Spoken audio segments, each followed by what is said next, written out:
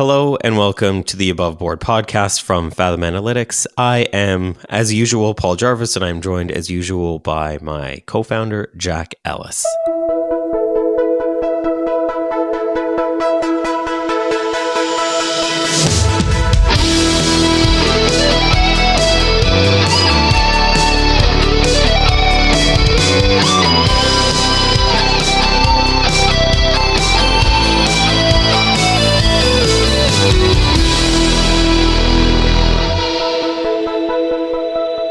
Good morning.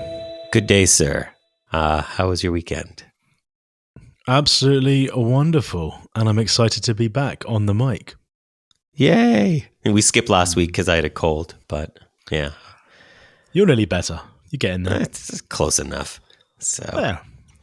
I hate being sick. It's more of an annoyance than anything because, like, I want to be productive in work, and then when I don't feel well enough to do it, I don't. And then I'm just like, that sucks. I just want to get my shit done. Yeah. Getting really sick is horrible. Getting a little bit sick is bearable. But when you're really sick and it puts you on your butt, not so much fun. So I think that that's better, though, for what I'm talking about. When I'm really, really sick, I can't think about work because I'm really, really sick. When I'm just sick enough where it kind of like I can't concentrate, but I feel like I'm well enough. Like I could sit at a computer. No, I don't. You won't take, yeah. So, okay, fine. Yeah, that's hard. Yeah, I don't. Those you take Dayquil and stuff like, yeah. Because Dayquil would help you power through, but if you're not taking any drugs, it's a lot harder. No, I'm actually allergic to Dayquil. Oh my God. It makes me hallucinate. Dear me. Yeah. I mean, the nighttime one will do that, so. Yeah. There's better drugs to make you hallucinate, so. This podcast sponsored by the Canadian Drugs Association. Yes. What are we talking about today? We're going to talk about negative feedback. Ooh, okay. Yeah.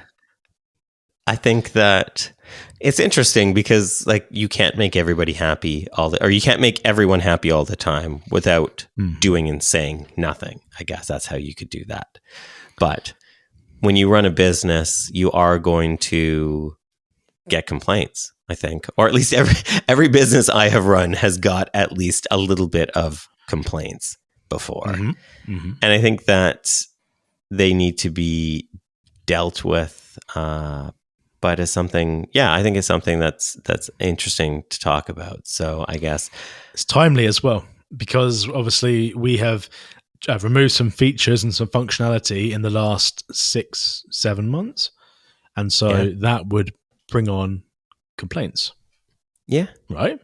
But, well, I mean, not many, right? Like, we took away some complaints. Yeah, 100%. We took away uptime monitoring and custom domains, and we had reasons for that, obviously. And I think we talked about them on the show. But I think our worry was that we would get a lot of complaints, and we figured out like how many people could like leave Fathom if they were that unhappy and that. But we didn't get that many. Like, we got some complaints, and some people weren't happy. Most people were understanding, I think.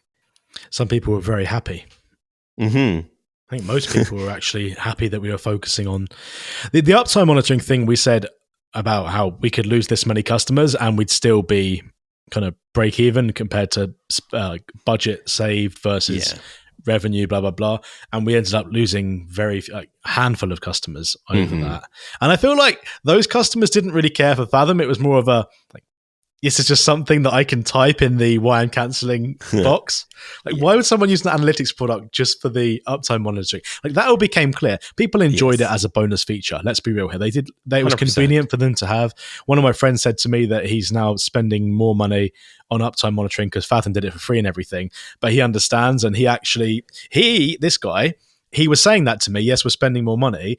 But then he was the guy that when we first launched uptime monitoring, he was sort of like, what the hell are you doing? Why is this an analytics product? And so even though he's having to spend more money, he actually understands and was happy we're doing it. So I think with what's coming up, I think people are going to understand more why we're focusing on analytics. I mean, the last few weeks have been bloody amazing. Yeah. I think there's different types of complaints too, right? Like if we say somebody can use this feature and then we take it away and somebody complains, I get that. Yeah. Right? Like that makes sense regardless of our reasoning for it. Like if you take something away from somebody, they might be unhappy about it, and that makes sense. I think there's other kind of complaints too, like we sometimes get, which as well doesn't happen very often, but sometimes does, where people are just like, I thought this was an analytic. Like you have analytics in your name. I thought you did analytics. And like that kind of stuff, I don't know. How do we deal with negative feedback from customers that aren't about things we take away from them? I mean, we see if it's relevant, and if it's relevant, then we incorporate it when we can. I don't know. I mean, we're learning, right? And we take from it. We take something from it. We consider it. We look at how many people are saying it, and then we factor it in if it makes sense. I also look to see how the person's talking, because I don't talk to people. I don't follow them. I don't, even if they're customers, I'm not interested if they're just negative all the time. Because there are a lot of those people in this world, and you've got to avoid them. I don't want to please those people, so I would tune them out. But if it's a relevant thing that they're raising, or it's raised in a proper way, then I'll listen.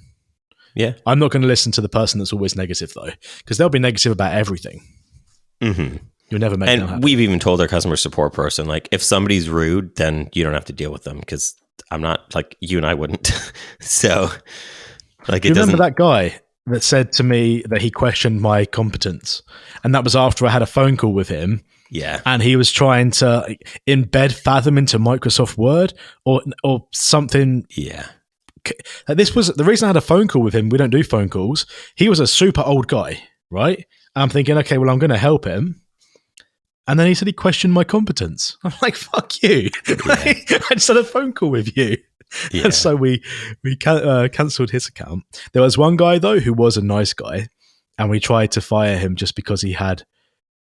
they were in a tricky situation. I still remember this. They had a file for every single page on their website.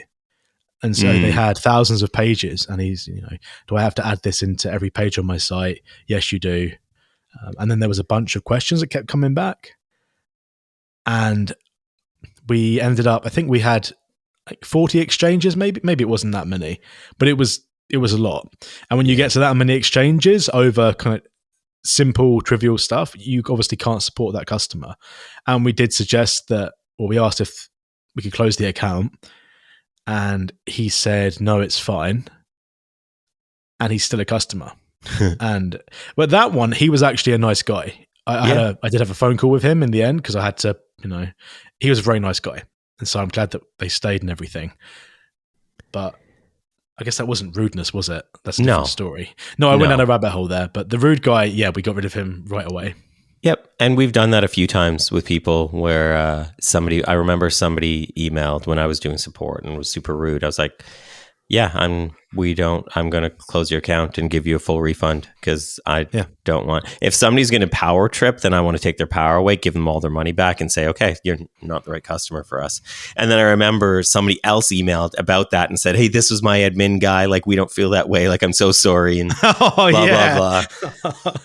And I just think that, like, I don't know, like I don't put up with people's bullshit in real life. There's no need to be that for work. Yeah. And we don't have a problem saying, like, maybe Fathom's not the right fit for you, whether it's a feature fit, whether it's you're an asshole and that doesn't fit. Like, I don't have a problem, because the way that we've structured our business is kind of volume, right? Like, we don't have 2 customers, we have thousands of customers. So it's not going to be a good fit for everybody. And if somebody has negative feedback that's valuable or not valuable, like if it's just rudeness, then we're okay to say, hey, this might not be a good fit. Or if they're negative about something and we made a mistake, like, none of us have a problem apologizing. And I think I don't understand how apologizing has kind of gone out of fashion lately, but it really, really has. And I still think it goes a long way. Like, if we fuck up, or if there's a bug or something like that, and we're just like, we're sorry, this is why this happened, this is how we're going to fix it, 99% of the time people are like, okay, cool, thank you. That's it. And it's just, and it goes away, right? And so it's tough. Like, I just think about, like, dealing with somebody when we were redoing our kitchen, and they just wouldn't. They made a very specific mistake, and it was like a math mistake. It was a measuring mistake, and they just wouldn't apologize. Yeah. And it just made us so mad that they just, and like if they had just apologized and been like, this is how we're going to make it better, I would have been like, okay, cool. Like dropped. And it's now like, I don't know how many months later, but I'm still fucking talking about it, and it still bothers me because has that been resolved? I mean, they basically said, we'll give you like 1% off of your bill for the fuck up, or we can go to court and deal with this in front of a judge. And yeah, I was like, fuck you. So yeah, I mean, it's been resolved because the work is finished. They didn't own like, the mistake though. Not at all. I thought the owner came because the designer wouldn't apologize or own the mistake. So the owner came like, okay, maybe the owner's going to own the mistake. He was just this pissy little fuck.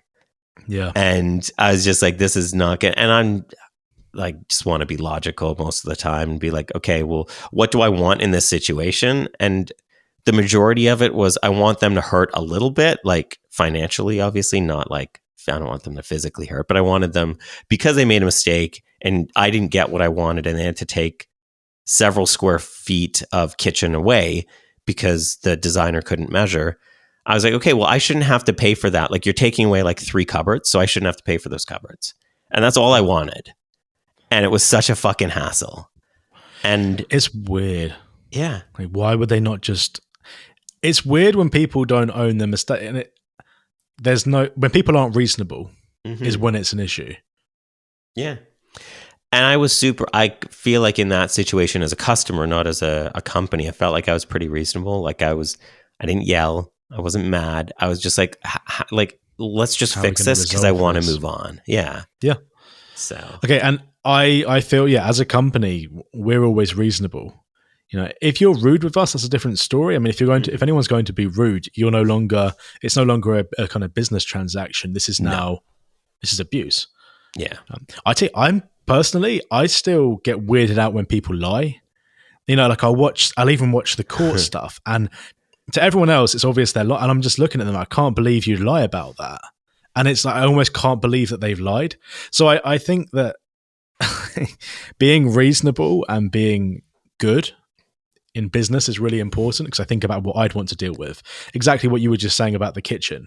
If I'm dealing with a company, I want to deal with a human who is reasonable and is who is going to listen to me. I'm going to be really polite. I'm going to express if I'm feeling annoyed or I'm feeling cheated, whatever I may be feeling, but I'm not going to abuse them.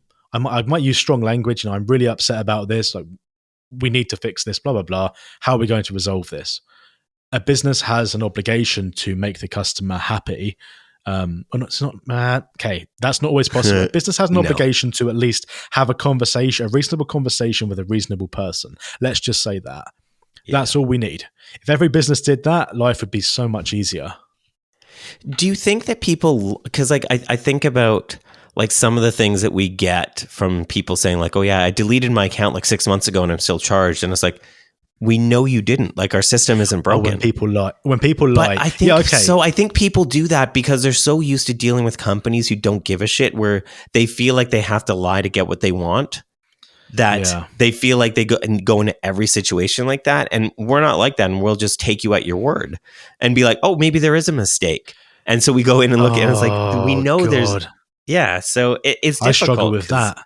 Yeah, I struggle with that because I think I don't even assume that they're lying, right? And so I'm thinking, well, hold on a minute. How could they have? Because when you cancel an account, your Stripe account currently gets wiped. We keep invoices, but your account can't be cancelled without the Stripe thing being wiped, because otherwise we'd get something in the Sentry, or we get a failed job. And I kind of go through all of this stuff, and we debug it. We debug it, and the person's just lied to us. Okay, I hate that. That rarely happens, but that really bothers me. Yeah, same. And it's hard because I think they do that because that's how they're used to dealing with companies. Right, so you have empathy for them. Which is sad, but I feel sad for us that we take these things seriously, and like we go through it and it's like, oh, actually no, they were just like telling a lie so they could get what they wanted when they could have just or like when people mark us as fraud when it's not. And like that doesn't happen often, but it still sucks. Yep. So Yeah, anyone that's dishonest or unreasonable is what bothers me with regards Yeah. to negative feedback. Yeah. I fully value anyone, valuable customers, nice, sensible people, reasonable people that want to raise a concern. Fine with that. And we always listen to them, and they will be noted down somewhere. We always do that. Yeah, exactly. I think it's I think it'd be weird to not run a business like that. And we do like a lot of our features come from people saying like, I wish Fathom could do that, or I would like if I could do this within Fathom, right? So a lot of the times, a lot of the things that we do is because we've listened to feedback, and some of it's negative. Like, I can't believe Fathom doesn't do this. It's like, you actually made a good point. Like, yeah, that's happened loads of times. Yeah, maybe you should do that. And like, you and I are pretty reasonable, I think, when it comes to like, if somebody has negative feedback for something we're building, like it sucks too, right? Because you and I do take it personally, because this is personal. Like, this is what we do all day. Like, this is our lives. But yeah, you more so than me, because I'm on the back end, right? They can't see my code, my server-side code. Your design is exposed to everyone, and everyone can have an opinion. Yeah, so you have more exposure. Can't believe you changed that color of beige. Okay, that's fine. I believe you that you can't believe me. So what about internal? What about internal negative feedback? I don't know. I feel like everyone will debate their stance quite strongly. That's one thing we do have internally. Mm-hmm. There's not one person who, if three of us disagreed and one person thought it was right, the majority would win. I mean, there's nowhere where we try and overpower each other's opinions. We always have a discussion. I'm trying to think, I can't think of any examples, but there's been times where I thought something and you guys thought something else. I'm not gonna.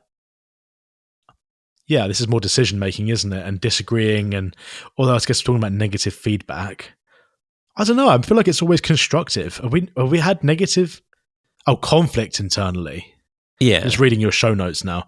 Okay, conflict. I mean, we just talk it through. That's literally it. Yeah. And I think it depends on what level we disagree, actually, doesn't it? Because if we really disagree, like hard disagree, like if I said, hey, Paul, I want to sponsor a butcher, like you're going to be a hard disagree on that. And that's an obvious one. But there's also the one of, like, I don't necessarily agree with you, but I also don't care. That one comes up a lot. And I think we're both good at, if it's me and you deciding, we're both good at expressing when we don't care. Like, we disagree, but also don't care. Like the domain name, until I got really excited about that, I was indifferent on that. So I didn't disagree, but I didn't agree. And I was like, I'm cool with whatever you do. And then you got it. And then I started thinking, oh, wait, this is actually a really, really, really good move. This is really exciting. And then I got hyped. Yeah. I mean, for those who don't know what we're talking about, we bought fathomanalytics.com. I don't know why I wasn't hyped at the start. I didn't see the potential of it. I wasn't really thinking about it. Yeah. And then when you landed it, I started seeing how exciting it was and how much potential it had and what we could do with it. And then I got excited. Yeah. That wasn't conflict, though. I mean, I don't know. I don't feel like we have conflict. The only conflict we have is which feature should be worked on and getting projects shipped before we start new ones. That's the biggest conflict. And that's me starting stuff before it's finished. Yeah. That's the biggest conflict, I guess. Part of it is that I always want to make sure that the people who work for us feel like they are allowed to give you and I negative feedback, because dude, they do. They know they exactly. can. And I'm so happy about that. I'm so happy that the people who work for us can speak their minds even if they disagree with us, because I don't think we would have a company if that wasn't the case. Like, it would be dumb if all the people we hired had to just be like, yes, man. Ash has disagreed with us before. I mean, I can think multiple times, and he'll push for it. Is like, that's exactly what you want. Exactly. You have to have people on your team that will disagree with you and push if they really, really believe something, even if they don't have the same understanding, because they might be missing something or we might be missing something. If someone just didn't push when they thought they needed to push, that's not a good thing. That means they don't care. You don't want those people on your team.